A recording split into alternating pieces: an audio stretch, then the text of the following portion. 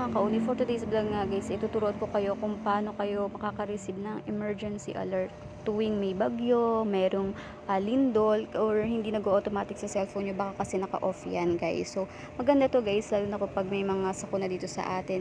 So may marireceive kang alert na ganyan sa cellphone mo. Yung iba kasi guys, hindi naka-automatic open. So ito guys, ang gagawin ko is automatic. So ayan, punta ka lang sa settings guys. Kung hindi mo mahanap sa security guys, hanapin mo na lang yung alert mismo. So ayan yung sa akin kasi hindi ko siya mahanap. Ayan, nandyan siya sa security. Makikita mo yung emergency SOS. Ayan, i-click mo lang yan, i-open mo lang yan guys. Ayan, kung hindi naka-turn on, i-turn on mo lang.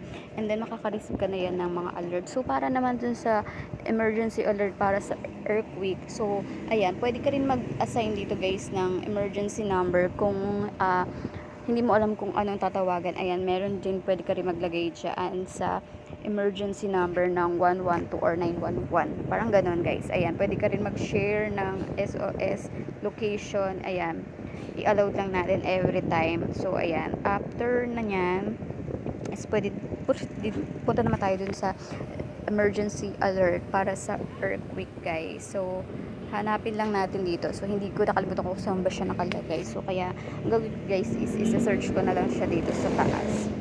So dito may search naman sa taas kung hindi nyo talaga siya makita guys. So ayan, ito nga pala guys yung wireless emergency alert. So kailangan i-open mo lang din yan guys para maging alert yung ating mga cellphone. Ayan guys, ito yung history kung saan nagpapadala ng message alert yung NDRR, diba, nung bagyo. So ayan, dyan mo yan makikita. So ayan, punta na tayo dun sa sinasabi ko guys, sa earthquake naman.